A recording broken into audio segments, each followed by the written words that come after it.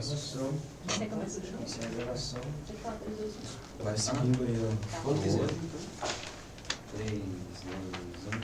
E aí galera, tudo bom? Eu sou o Thiago, do segundo ano do Colégio Cívico Comunitário. E hoje a gente vai apresentar o primeiro episódio do podcast Sem Firulas, né? A gente está aqui com o diretor, presença ilustre do diretor, Dr. Marco Antônio. E estou aqui também com a minha companheira, a Letícia, que veio falar um pouco sobre o podcast. Oi gente, tudo bom? É muito bom estar aqui com vocês hoje, também com o senhor. E a gente queria começar o nosso bate-papo com uma pergunta simples. Como que surgiu o projeto do Colégio Cívico Militar aqui em Araçatuba? Bom, na verdade, bom dia a todos. Muito obrigado por estarem aqui presentes. Eu acho que é muito importante que vocês que estão fazendo parte da família, né, CCMA, possam de fato entender quais são os processos, os valores, né, os propósitos e valores que a nossa escola tem. Né. Na verdade é o seguinte, eu já sou professor universitário há 36 anos, né, e eu tenho assim, sofrido muito quando eu vejo lá meus alunos da universidade, no caso do Unesp, FATEC, do Botucatu, né, a falta de concentração nos estudos, e isso reflete num alto nível de dependência, ou seja, eles não conseguem terminar a disciplina no tempo integral, no tempo normal. Né. Então, eles um curso de 4 anos vira 6, 7 e tal. O que a gente percebeu? Né? Os alunos chegam para nós na universidade, além de déficit de conteúdo programático em matemática, física, química, geografia, português, também numa falta de disciplina de estudo. Então, eles não têm concentração. Né? Então, lá em 2019, a gente idealizou, nós já éramos uma escola, né? Era o CTA, né? Então a gente idealizou o CCA, Colégio Cívico Araçatuba, onde se ensina todas as disciplinas que as outras escolas são obrigadas a ensinar. BNCC, Base Nacional Curricular, tal, né? Matemática, física, química, português, tal. Além disso, a gente coloca uma disciplina a mais, que na época, né, disciplina integrada, né, que trabalha exatamente isso. Primeiro, né, respeito à família, respeito ao professor, respeito à pátria, respeito a si próprio. Né? Então, o estudante que se autorrespeita, ele tem valores, ele tem princípios, ele tem propósito de vida. E com isso ele é mais bem-sucedido na universidade. E a ideia o que é? É mostrar para vocês que com a disciplina dos estudos, vocês alcançam qualquer que for o objetivo. Então veja, todos vocês têm o mesmo potencial, a mesma capacidade intelectual, porque somos todos filhos de Deus. Simplesmente alguns têm maior concentração nos estudos, no pensamento, do que outros. Então, se você conseguir homogeneizar isso tudo, você consegue colocar todos em pé de igualdade na universidade. Então, o Colégio Cívico ele foi criado com a ideia de resgatar princípios, valores, morais, éticos e, principalmente, disciplina de estudo. Tudo bem. Outra perguntinha aqui. De que maneira o colégio pode colaborar para a formação cidadã das crianças e jovens? Principalmente com nossos princípios, além de todo o conteúdo da Base Nacional Curricular, trabalhar no aluno como é importante ele se autovalorizar e, ao mesmo tempo, ele se autossocializar com a família. A gente percebe, vocês acompanham nas mídias, né, os processos midiáticos que ocorrem, né? Tem filho que não respeita o pai, tem filho que mata o pai, que mata a mãe, né? Tem pai que mata o filho. Então se perdeu, em algum momento, se perdeu essa necessidade de uma relação harmoniosa na família. Então vamos trabalhar essa relação harmoniosa na família, que se reflete numa relação harmoniosa na escola. Se você respeitar a sua colega, vocês dois juntos vão mais além do que vocês tentarem brigar aqui, agora, nesse momento. Então, as disciplinas integradas, que trabalham a liderança cidadã, que trabalham os valores éticos, morais, vocês dizem assim, eu tenho que hastear a bandeira todo dia. Não é o fato de hastear a bandeira, o símbolo que está por trás disso é a disciplina, é a valorização do estandarte que está ali, que, na verdade, aquela bandeira representa você, cada um de vocês. Então, quando você enxerga isso, você não apenas está valorizando a bandeira brasileira, você está cantando o hino nacional, você não está valorizando o hino nacional. Você está tendo disciplina para entender que você faz parte de todo esse processo educacional. E nós precisamos resgatar o respeito à nossa nação. Qualquer país que você sair aí fora, veja os Estados Unidos, por exemplo, que todo mundo fala dos Estados Unidos. Olha como o americano ama a pátria dele, ele dá o sangue pela pátria dele. Por que nós não podemos fazer isso? Quando fazíamos no passado, o Brasil era bem melhor, economicamente, cientificamente, né? Dados universal, QI, coeficiente de inteligência, tem caído vertiginosamente. Não é só no Brasil, tá? No mundo inteiro. Mas no Brasil é pior. Então é como se antes, até 20 anos atrás, as crianças tinham mais inteligência. Não é bem esse o processo. Hoje você tem 1 bilhão de informações em muito pouco tempo e você se perde olhando as mensagens do celular e não tem capacidade. O nosso cérebro tem um certo número limitado de neurônios. Eu não consigo assimilar tudo que chega para mim no dia a dia. Mas antigamente não existia celular, não existia internet, então nós conseguíamos filtrar aquelas informações que chegavam. Então a escola pretende contribuir com a formação de vocês, tentando mostrar, tentando colocar a sementinha, né, que você tem capacidade intelectual e não desista do teu sonho. Mas qualquer um que quiser conseguir teu sonho tem que se esforçar. Repetição, estudar, se esforçar. Aí você consegue. O senhor falou bastante sobre sobre o ensino e tudo, só que um dos principais problemas no Brasil, em sala de aula, é o comportamento dos alunos. E a gente queria saber com o senhor qual que é a diferença dos comportamentos dos jovens aqui em sala de aula no CCMA. Eu vou até repetir o que a Aline, que foi viajar com vocês, falou quando vocês chegaram da viagem. Acho que foi a Vera que falou. Vocês estavam lá no Mercadão, ali foi reduto meu, tá? Eu ganhei minha vida, ali comecei a trabalhar, né? E ela falou que quando vocês pararam para lanchar, teve algumas pessoas que estavam lá no Mercadão e veio perguntar para ela, nossa, de onde é essa escola? Olha o respeito que esses alunos têm. Não tem sujeira no chão, né? Olha como eles se dão bem, como eles se interagem bem. Olha como eles se comportaram na rua, né? Então isso já é uma amostra de que a escola tem conseguido ter um sucesso. E é isso que a gente quer. E fora esse exemplo, tem alunos que já saíram daqui, já terminaram tudo, estão nas melhores universidades, né? E é muito legal quando um pai vem aqui, elogia a gente, agradece a gente. E todos vocês têm a mesma capacidade para serem elogiados. Então esse é o nosso princípio, nosso objetivo. E está sendo alcançado. É um projeto novo, a gente criou em 2019 para implantar em 2020, mas vocês sabem o que aconteceu em 2020 e 2021, a pandemia não deixou de mostrar o projeto. Então o projeto começa de fato a ocorrer em 2022. Nós estamos em 2024. Então é muito pouco tempo para a gente já estar colhendo os resultados que nós estamos vendo. Claro que tem aluno que está descontente, principalmente quando briga com o Fernando, né, ou o Alan por causa das notas. Mas isso aí, cara, eu também passei por isso. Então, mudando um pouco de assunto agora da escola para o senhor, a gente queria saber como é que foi a sua formação como físico, né? Como o senhor estudou, se foi tranquilo, como é que foi? Eu sou de Araçatuba mesmo, né? Eu nasci aqui, fui criado aqui. Eu fiz Genésio de Assis, do primeiro ano, quem sabe que é o colégio ginásio de Assis, né? Lá no Paraíso, eu morava, nasci na rua Paraíso, né? 1262, número.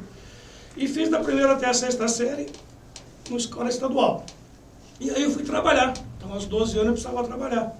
Aí a 7ª e 8ª série eu fiz no GA, Joaquim Dibo, também no Paraíso, em frente de praça. E o ensino médio, né? Na época falava colegial, foi no Paraísão mesmo. E quando eu terminei o colegial, vocês falam o 3º ano do ensino médio, né? Eu tinha 17 anos e aqui estava difícil, né? Eu continuava os estudos. E até por emprego também. Eu já era órfão, então tinha que me virar. Aí eu fui para São Paulo. Aí em São Paulo eu fiz, primeiramente, eu queria fazer engenharia e tal, politécnica, mas passava na primeira fase da FUVEST e não passava na segunda, graças a Deus. Porque eu acabei fazendo eletrotécnica na Escola Técnica Federal, que hoje é Instituto Federal, que antigamente era um Instituto Federal em cada capital apenas, hoje expandiu para o Brasil inteiro, e Birigui tem um, inclusive, né? E na época era excelente escola, era vestibularzão, você tinha que fazer o vestibular para poder entrar. E na época eu passei em 10º lugar. Então eu fiz eletrotécnica. Como eu já tinha o colegial, né, o ensino médio completo, eu fiz mais 2 anos, então o meu ensino médio foram 5 anos, não 4. fiz 2 anos de só matérias práticas. Aí eu terminei eletrotécnica e fui fazer física, né? Bacharel em física na faculdade Oswaldo Cruz. Mas olha, eu estava tão decidido no que eu queria fazer, que naquele ano eu prestei arquitetura na Belas Artes, Faculdade de Belas Artes, engenharia no Mackenzie, direito na PUC de São Paulo e física no Oswaldo Cruz. Passei em todas, né? E aí eu resolvi, física é uma que eu gostava de física, né, e tal. Então eu fiz os 4 anos de bacharel em física. E no último ano de faculdade eu já fui monitor da disciplina experimental. E logo em seguida, quando eu terminei, eu já fui contratado como professor da faculdade, né? E já em seguida prestei prova, né, para o mestrado. Então o meu mestrado foi energia nuclear, a gente trabalhou no projeto do submarino nuclear, né, financiado pela Marinha, e a Comissão Nacional de Energia Nuclear. Aí, quando eu termino o mestrado, né, para eu poder estudar, fazer faculdade, eu tinha que pagar. Para você pagar, você tem que trabalhar, né? E eu tinha oficina de geladeira em São Paulo, né, perto de onde vocês foram lá. Aí vocês passaram na esquina. Então eu ganhei minha vida arrumando geladeira e máquina de lavar em São Paulo. E quando eu terminei o mestrado, aí foi uma questão política na época do Brasil, tinha um presidente que teve, Collor de Mello, que estancou aí as pesquisas científicas da nossa nação. Muitos professores meus voltaram para o Canadá, Estados Unidos, Alemanha, e a gente desanimou. Então o que eu fiz? Eu falei assim, bom, se eu dobrar minha carga horária, dar aula no Oswaldo Cruz, se eu dobrar minha carga horária e voltar para minha oficina de geladeira, eu ganho mais do que o engenheiro nuclear que me ofereceram, o Pro Nuclear me ofereceu na época. Então eu voltei para minha oficina. Mas eu sempre tive um sonho de voltar para Araçatuba. Aí comecei a viabilizar, aí montei uma loja em Araçatuba, uma loja em São Paulo e tal, e tal, e tal, e tal. Mas aí trovei de moto, quebrei a perna, atrasou 1 ano e pouco. Não, mas eu vou voltar para Araçatuba, propósito. Vou voltar para Araçatuba. Aí comecei de novo a viabilizar e tal, aí capotei um carro que é dentro do rio. Falei, ixi, não é para voltar mais não. Aí eu volto, né, para o projeto do submarino. Aí nesse período, nesses 1 ano e meio, 2 anos, aquele presidente teve impeachment, né, e aí então o projeto voltou, me chamavam, né, e a gente voltou de novo agora para o doutorado e trabalhando no projeto. Mas, né, naquela ocasião surgiu aí uma outra missão. E a gente foi montar aqui então em Araçatuba uma central de radioterapia. Os pacientes de câncer tinham que ir para São Paulo, Barretos, e era uma fila muito grande, e muitos morriam antes de conseguir. Então eu saio do doutorado, presto prova, sempre assim, ó, são concursos, são provas, concentração, estudar. E aí só tinha uma vaga no Hospital do Câncer de São Paulo, eu passei e fui fazer então física médica. Então eu paro o doutorado e vou fazer física médica, morar dentro do hospital. Minha esposa ficou aqui 2 anos e meio, só tinha um filho na época, e eu fiquei no Hospital do Câncer. Então eu tenho também, além de mestrado em energia nuclear, a especialização em física da radioterapia, pelo Hospital do Câncer de São Paulo, na autarquia da USP. Terminei, e antes de terminar eu já montei aqui a serviço da terapia. Quando eu falo montei, obviamente, Prefeitura, Santa Casa, a gente viabilizou, trabalhamos aí, vamos dizer, de graça para a Santa Casa e para a sociedade, mas com o intuito de amenizar a dor daqueles pacientes, né, que a gente via nos ônibus da Reunidas. E viabilizamos e trabalhamos. Aí quando começou a radioterapia, aqui em março de 95, a gente então implantou, fez, treinou, montou e tal, e atendemos e tal. E aí, em 97, trabalhando aqui, eu fiz meu doutorado. Então, já meu doutorado já foi em câncer de pele. Por isso que eu sou hoje professor da Faculdade de Medicina de Botucatu, do Departamento de Dermatologia e Radioterapia, que é o meu doutorado em Física e Radioterapia em pele. Aí, em seguida, eu fiquei aqui 7, 8 anos, né, e passei num concurso lá na Unesp de Botucatu, e já era um outro propósito, já era um outro trabalho, existia uma outra sociedade precisando do trabalho da gente, numa outra cidade. Então a gente implantou o primeiro acelerador linear lá na época, né? E ao mesmo tempo eu fiz meu pós-doutorado já foi análise radiográfica de cálculo renal. E depois, em seguida, a gente fez a livre docência, né? Carreira acadêmica. E já foi radioterapia veterinária. Então a gente é pioneiro, né, em radioterapia veterinária. O trabalho começou aqui, inclusive na Unesp de Araçatuba, né, num paciente que a gente radiou para salvar a vidinha daquela cachorra, e ela morreu 8 anos depois de leishmaniose, mas não morreu de câncer naquela ocasião. Então a minha formação foi toda essa trajetória, só que é o seguinte, né? Você não tinha hora para dormir, né? Não tinha para comer, você tinha que estudar e trabalhar e pagar as contas, né? Eu já tinha filho na ocasião, né? Mas vale a pena, eu gosto muito da física, né? Minha mulher fala que eu gosto de tudo que eu faço, eu gosto mesmo, né? E quando a gente criou o primeiro curso de radiologia em Araçatuba, em 2001, depois em 2004 o CTA, né? Então o CTA ele viabilizou a possibilidade de vários jovens terem a formação técnica.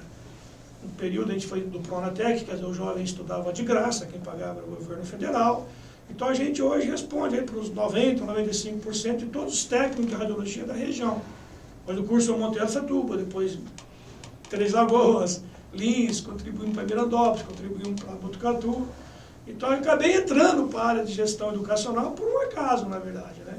Mas nunca abandonando a área da pesquisa, nunca abandonando. E a gente também responde aqui, né, pelos serviços de radiologia. Então, tem uma empresa chamada Nucleata, que já tem 27 anos que a gente criou essa empresa, que é para fazer controle de qualidade em equipamentos de radiologia. Então, Santa Casa, né,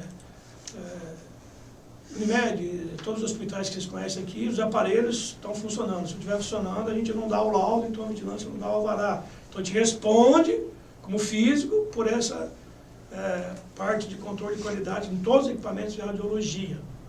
E também sou supervisor de produção radiológica do Hospital das Clínicas da Faculdade de Medicina de Marília. Atualmente, ainda há 5 anos, respondendo pelos controles de qualidade dos aparelhos de raio-x do HC de São Paulo, complexo. E a gente, nas horas vagas, né, que a gente não dorme, a gente é avaliador do MEC. Então a gente viaja aí para avaliar as faculdades e os cursos. Então, assim, a formação em física foi porque eu queria mesmo fazer, né? Eu estava em São Paulo, lá sim eu tinha condições de fazer, e noturno, porque eu tinha que trabalhar durante o dia, só que eu não parei na faculdade, né? Então eu fui mestrado, especialização, doutorado, pós-doutorado, livre docência. É isso, né, que espera para quem tem essa vontade, né, cientificamente. E o importante é o seguinte, né, tudo que a gente fez e faz é para contribuir com a sociedade. Tá? Vocês estão numa escola que foi criada por um ideal que com certeza está contribuindo com vocês. Se hoje tem radioterapia em Araçatuba, que a gente saiu daqui em 2003, né, da radioterapia, mas se tem porque a sementinha foi colocada lá atrás, essa é a grande realidade. Né? Se hoje, em 2001, que o Conselho de Radiologia ia fechar todas as clínicas de radiologia, não fechou porque a gente interviu, e criou e viabilizou. Então, tudo que vocês forem fazer na vida de vocês, primeiro, o que você quer fazer? Você tem que saber o que você quer fazer. Ah, eu quero fazer medicina, quero ser policial militar. Então, o que você quer fazer? Tá, não importa o que você quer fazer. Faça com vontade, com carinho e tenha foco. Vá buscar o teu objetivo, Aí você vai conseguir. E aquilo que eu sempre falo, os alunos meus da Física Médica lá em Botucatu, atualmente, mas antigamente sim, ele formava porque ele queria trabalhar para ajudar a sociedade, assim como eu fiz minha residência e tudo. Não pense no dinheiro em primeiro lugar. Né? Dinheiro é uma consequência. Dinheiro é uma consequência, não é o propósito, não é o objetivo. Eu já fui um dos físicos mais bem pagos do Brasil. Tá? Já ganhei muito bem com física. Não que eu não ganhei bem, mas nunca pensei no dinheiro, pensei no que eu poderia fazer com o trabalho. Então, se você quer ser advogado, pense o que você pode fazer com a tua profissão. Se você quer ser médica, pense o que você quer fazer com a tua profissão. E cada um de vocês, eu quero ser piloto de avião, certo? Faça com carinho. Você consegue, eu tenho certeza. Eu tenho 36 anos dando aula. Eu tenho exemplos e exemplos de pessoas que achavam que eu não ia conseguir, que hoje, né, são professores meus quando precisam de alguma coisa mais específica da área de terapia. Então vocês conseguem muito além, né, do que seu professor foi. Então, para encerrar, que tal um convite para os nossos ouvintes, para eles poderem vir conhecer o Colégio Cívico Militar? A sociedade inteira, né, de Araçatuba e região, né, está convidada sim, porque, como eu tenho ouvido há algum tempo, é uma escola diferenciada, é uma escola que ela preserva a qualidade do ensino. Vocês sabem que as salas de aulas são com poucos alunos, né, e também existe um limite que a gente coloca em sala de aula. Acima daquele limite, a gente abre outra sala, mas não coloca, porque cada vez mais você precisa dar uma atenção mais individual do seu professor, da sua coordenação, da sua secretaria. Então, a comunidade de Araçatuba está sempre convidada para vir conhecer. Todo dia chega gente aqui, tá? Tanto da área da política como da área da indústria, do comércio, sempre vem conhecer a gente. E, como eu falei, a gente está galgando alcançar um volume maior de pessoas. Todos têm a mesma possibilidade. Bom, então hoje o Sem Firulas fica por aqui. Os próximos episódios vocês podem acompanhar nas mídias sociais do colégio. Doutor, você quer dar um tchauzinho pro pessoal aí? Eu queria, sim, né, contratar os dois como locutor, Fernando. Me fala bem os dois, velho. Caramba, bicho. Isso aí é um bom professor, né? Não, tenho a voz, minha voz é rouca, tá? Então já nasci rouco, tá? E então não sou um bom locutor, né, de vocês. Como vocês, né? Parabenizar pelo trabalho. O estúdio que a gente criou, tá, desde agosto, setembro do ano passado, que demorou um pouco para colocar em prática por algumas razões, tá? Por algumas razões. O estúdio é de vocês, para vocês usarem, né? Claro, sempre supervisionado pelo professor Fernando, professor Aline, professor Alain, nunca só, né? Porque existe toda uma responsabilidade por esse. Senão daqui a pouquinho o pessoal vai estar gravando e soltando no YouTube as coisas que não deve, né? Como eu já vi, não aqui tudo, né? Mas assim, usufruam bem do espaço da escola, né? Qualquer reclamação pode reclamar com os professores, qualquer elogio pode ser para mim mesmo, não é para nenhum. Pelo contrário, os professores de vocês, embora a gente... Bom, eu ia falar, eu já fui aluno. Não, eu sou aluno eterno, eu estava fazendo um curso mesmo.